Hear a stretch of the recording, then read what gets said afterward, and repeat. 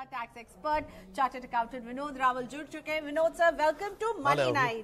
तो अच्छा खासा जो तोहफा दे दिया है वित्त मंत्री ने, सब कहते थे कि होएगा कुछ नहीं, पर हो तो बहुत कुछ गया। क्या कहेंगे आप? देखिए, मैंने आपसे कहा था 15 लाख हो सकता है। हाँ। और देखिए, कहीं ना कहीं 15 नहीं तो 12,75,000 तो हो गया। बिल्कुल। और पूरे चांसेस थे, लोग तो यहां तक तैयार थे 10 ही दे दीजिए, पर आई थिंक वित्त मंत्री उससे भी आगे बढ़ गई और इस बार शायद पिटारा खोला, मिडिल क्लास की याद आई।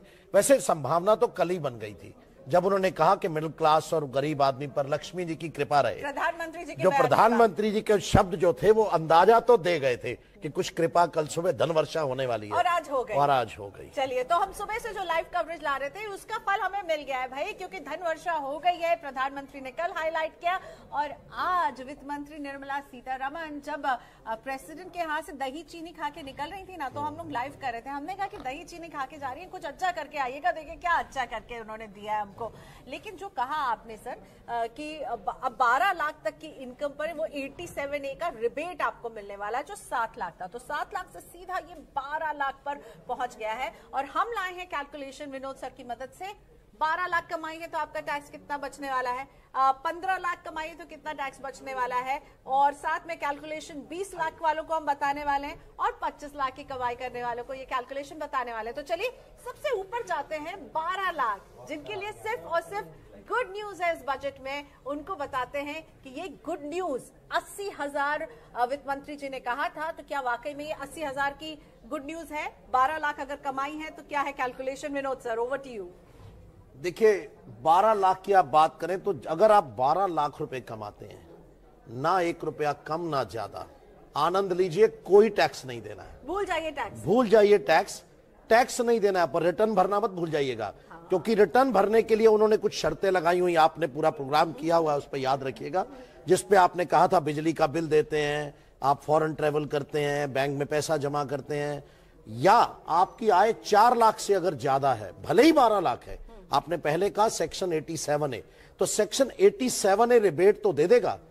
अगर आपकी आय 12 लाख तक है तो टैक्स 0 है, पर अगर आपकी आय 4 लाख से ज्यादा है और 12 लाख के बीच में है, रिटर्न भर दीजिएगा वरना पेनल्टी लगेगी।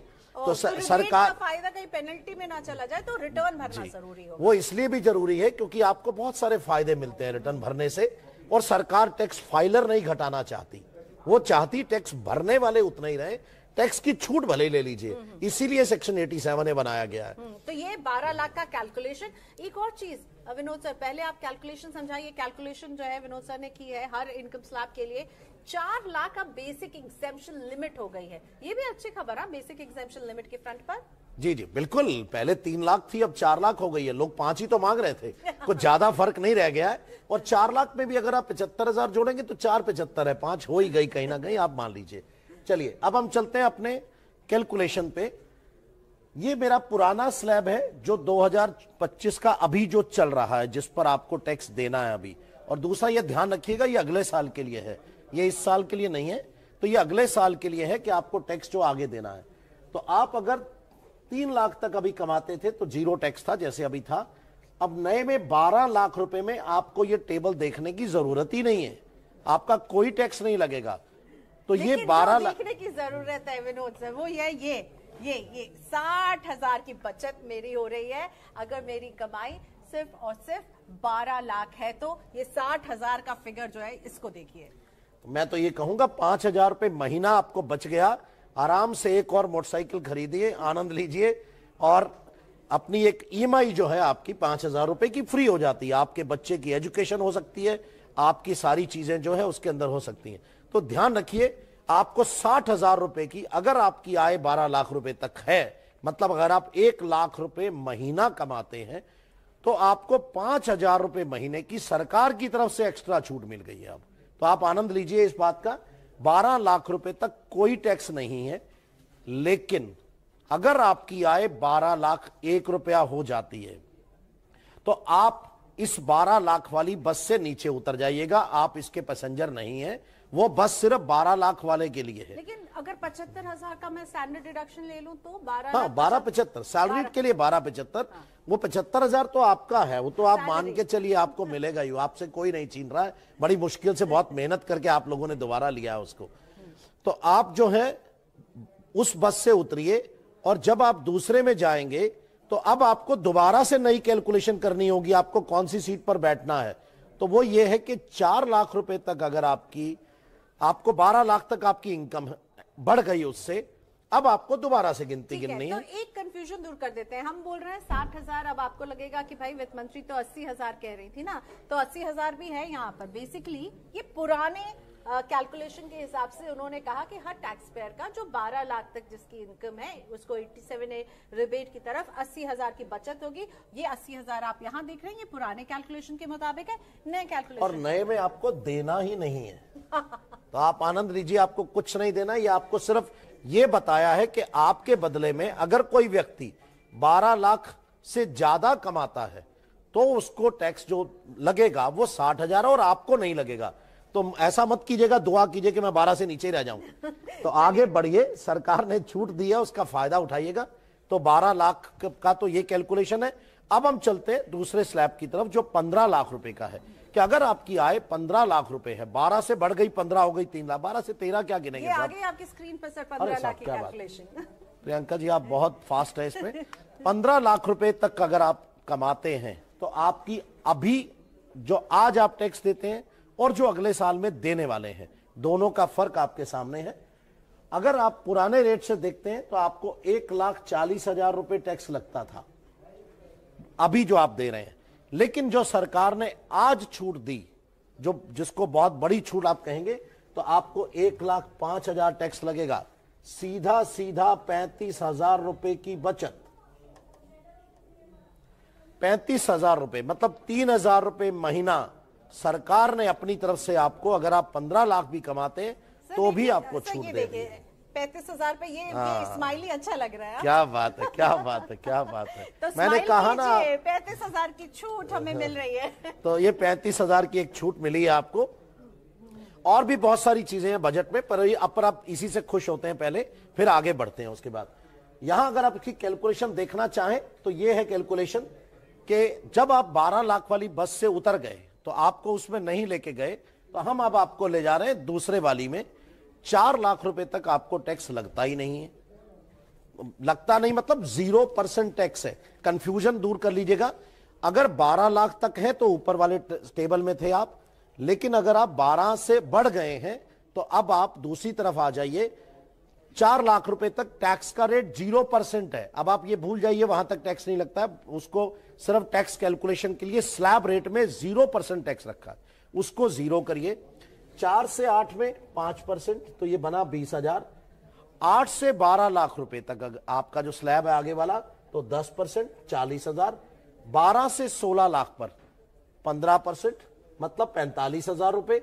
और उससे अगर आप ऊपर जाएंगे तो फिर हम अगले स्लैब में चलते हैं। अगर आपके पास ज्यादा पैसे आपने कमाए हैं तो मेरे ख्याल से डबल स्माइली बना सकती हैं आप अगले वाले में। तो 15 लाख में सिंगल स्माइली बचत हो रही है 35,000 की आपकी, नए टैक्स रेट, नए टैक्स एग्जेम्पशन लिमिट्स के साथ न्यू टैक्स रिजीम में। अब हम बढ़ते हैं 15 से 18 पर। मैं इसे रब कर देती हूँ और सर ने कहा मुझे डबल स्माइली बनाने का मौका मिलेगा, तो 18 का लेकर आते हैं।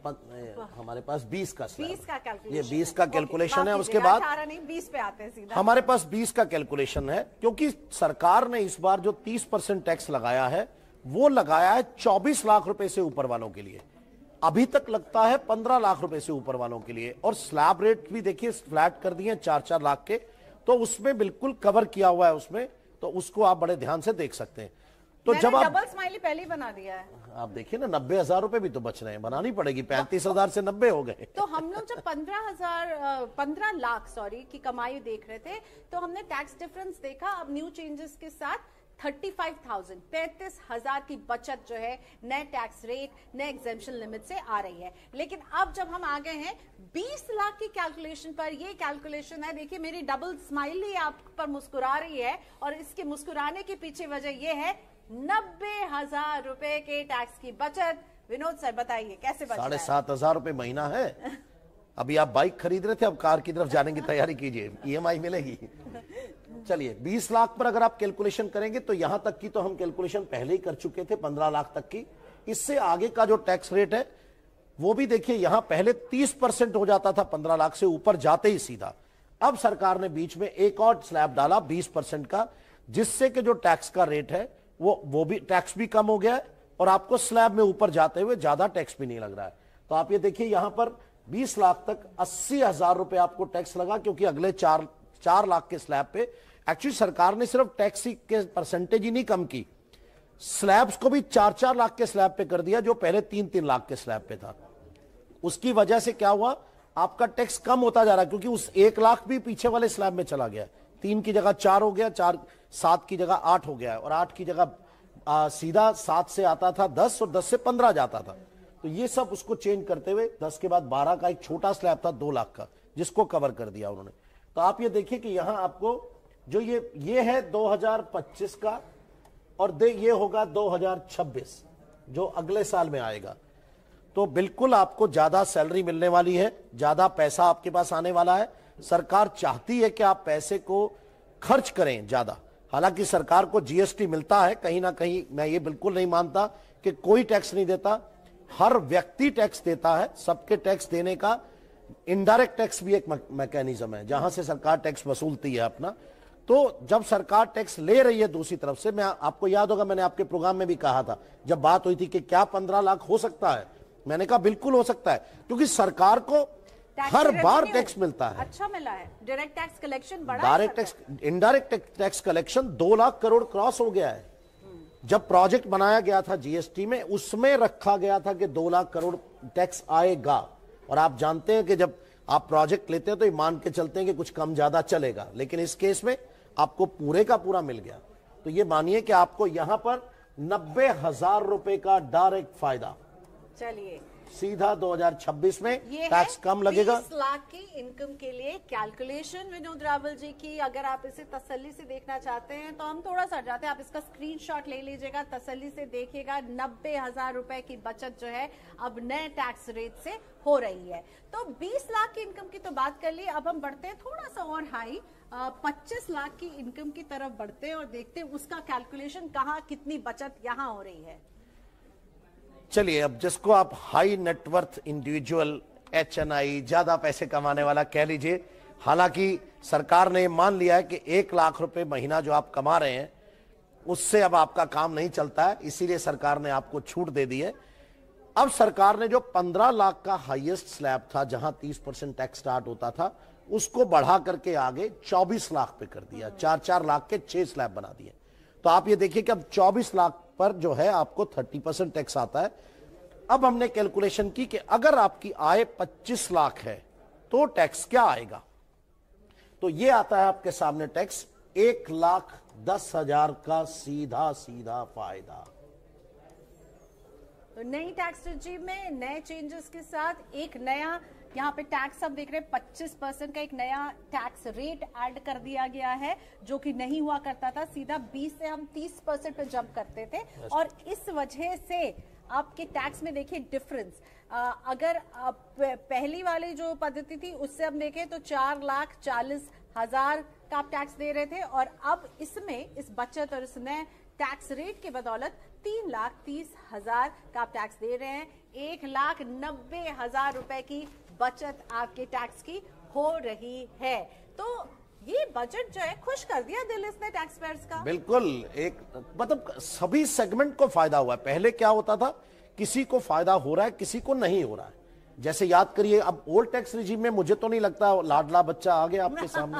मैंने कहा था इसको पाल पोस के बड़ा किया जाएगा और आपके सामने रखा जाएगा। तो इसको तो अब बहुत अच्छे से तो पाल पोस के अब बड़ा तो पैम्पर्ड है, अब ये पैम्पर्ड है पूरे का पूरा, अब कुछ नहीं बचा है। लेकिन विनोद सर, ये अगर ऑप्ट कर रहे हैं तो यानी हमें वो सारे ATC, ATD, सेक्शन 24, बीमा पर मिलने वाली छूट, सबको बाय बाय कहना है। वो बाय बाय आपको कहना पड़ेगा, लेकिन आपको पैसा दिया, आप खुद पैसा लगाइए, आप स्टॉक मार्केट में लगाइए, म्यूचुअल फंड में SIP कीजिए, आप खुद से NPS लीजिए, नेशनल पेंशन स्कीम आपके पास है, उसका फायदा उठाइए। अब आप अपने पैसे का खुद फैसला कीजिए कि मुझे क्या करना है, इंस्टेड ऑफ कि सरकार को आप पैसा दें या आप किसी फाइनेंशियल इंस्टीट्यूशन। अल्टीमेटली देखिए, आप जब सेविंग करते हैं वो पैसा भी वो इन्वेस्ट करते हैं, आगे फंड मैनेजर जो है उसको इन्वेस्ट करता है। तब उन्होंने कहा आप ही चूज कर लीजिए ना कौन सा फंड मैनेजर चाहिए आपको। हमारे वाला तो आप कहते हैं कि अच्छा फायदा नहीं देता है, 6% 7% जो डेट फंड में जाता है पैसा, तो उन्होंने कहा कोई बात नहीं, अब आप कोशिश कर लीजिए। और कोशिश में लोगों को फायदा भी हुआ, लोगों ने पैसा कमाया, बनाया पैसा। आप देखिए स्टॉक मार्केट ठीक है आज गिरी या पिछले 10 दिन में करेक्शन मोड में है, मुझे ऐसा लगता है इससे स्टॉक मार्केट में भी ज्यादा पैसा आएगा, क्योंकि मार्केट में पैसा आएगा, कंजम्पशन में आएगा, लिक्विडिटी आएगी, लिक्विडिटी आने की वजह से आपके पास कंज्यूमेबल फंड्स बढ़ जाएंगे, आपके पास सेविंग्स के लिए पैसा बचेगा, तो अच्छा तो है ही। आपका पैसा आपके हाथ में, आपका पैसा आपके आप डिसाइड कीजिए कि आपको घर की ईएमआई भरनी है, गाड़ी की ईएमआई भरनी है, या फिर उसको इन्वेस्ट करना है और उस पर रिटर्न कमाना है। इसके अलावा प्रियंका जी और कुछ 2 फायदे भी दिए हुए, मैं उसको भी अगर इजाजत दें तो मैं डिस्कस करना चाहूंगा। देखिए जो सीनियर सिटीजन थे उनका 50,000 रुपए पर टीडीएस कट जाता था, अब 1 लाख, अब 1 लाख पर कटेगा। तो 1 लाख का मतलब ये हुआ कि अगर 7% की एफडी वो बनाते हैं और उनके पास 15 लाख की एफडीआर है, तो अब उनका टीडीएस नहीं कटेगा, जिसका उनको फायदा ये हुआ कि वो पैसा उन्हीं के पास रहेगा और वो उसको खर्च कर सकते हैं। तो जो सरकार उनका पैसा रख लेती थी 1 साल के लिए, 50,000 में से 10% 5,000 रुपए, वो भी अब उनको कंजम्पशन के लिए दे दिया है, क्योंकि उनकी शिकायत ये थी कि हमको पैसा बुढ़ापे का हमारा सहारा है, आप हमको आज तो देते नहीं है, कल हम इसका क्या करेंगे। तो इसलिए वो चाहते हैं कि वो पैसे को जो है खुद से ही अपने इस्तेमाल करें। इसी के साथ साथ रेंटल अगर आपके पास है, किसी ने अगर रेंट पे प्रॉपर्टी दी हुई है, तो अभी 20,000 रुपए महीना मतलब 2,40,000 रुपए अगर आपको रेंटल आता था तो आपका टीडीएस कट जाता था 10% या 5% डिपेंडिंग अपॉन, वो भी उन्होंने कहा 6 लाख रुपए तक नहीं कटेगा। तो आपके पास कंज्यूमेबल फंड्स बढ़ाने की बात है। पूरे अगर आप बजट को देखें तो उसमें मोटिव यही है कि कैसे आपके हाथ में पैसा दिया जाए, खपत को बढ़ाना जो है वो फोकस, खपत को बढ़ाना फोकस है। इसके अलावा आप जो पैसा बाहर भेजते हैं एलआरएस अपने बच्चों के लिए, अपने बच्चों की पढ़ाई के लिए, मेडिकल के लिए, लिबरलाइज्ड रेमिटेंस स्कीम 7 लाख रुपए तक टैक्स लगा दिया था, 20% टीसीएस, अब उसको बढ़ा करके 7 लाख वाली अमाउंट को भी 10 लाख कर दिया, तो वो भी वहां से पैसा बचेगा। प्लस अगर आप पढ़ रहे हैं, आपके बच्चे बाहर पढ़ते हैं, आप उनको पैसा भेजते हैं, बैंक से लोन लेते हैं। देखिए क्या सिस्टम था, आप बैंक से लोन लेते थे, आप अपने बच्चों के कॉलेज में पैसा भेजने पढ़ने के लिए, और सरकार कह रही है हमको टीसीएस भी दीजिए, अब वो हटा दिया, तो आपके पास अपने बच्चे को भेजने के लिए पैसा बढ़ गया है, वो भी पैसा आपके पास है। इस बार सरकार ने दिल खोलकर राहत दी है।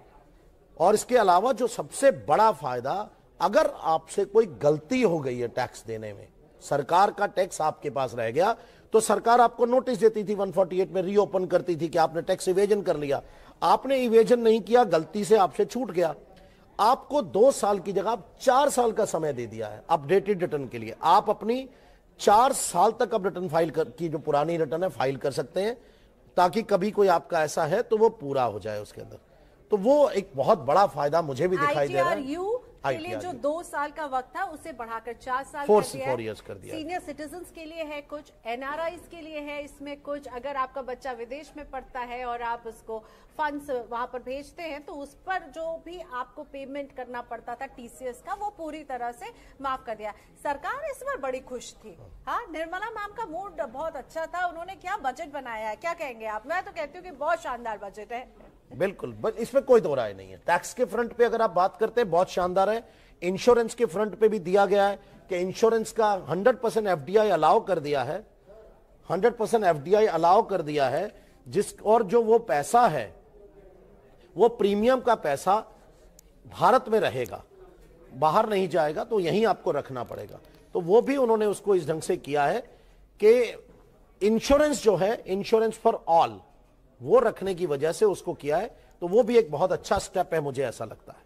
तो बिल्कुल इसमें कोई दो राय नहीं है, बजट इस बार का बहुत अच्छा है। 10 on 10 बजट है। मैंने आपसे याद करिए, परसों कहा था कि 5 तारीख को दिल्ली का इलेक्शन है। हाँ। कहीं ऐसा ना हो कि सरकार को ये 1 तारीख का बजट महंगा पड़े, पर मुझे लगता है सरकार फायदे में जाने वाली है। तो मैं बायस नहीं हूं, पर मुझे लगता है फायदा होने वाला है। आपने ये भी कह दिया कि भाई चुनावों के पहले वाला ये बजट है, क्यों विनोद जी? यही बिल्कुल 100%। 5 तारीख को इलेक्शन है, आपको जीतना है तो क्या करेंगे।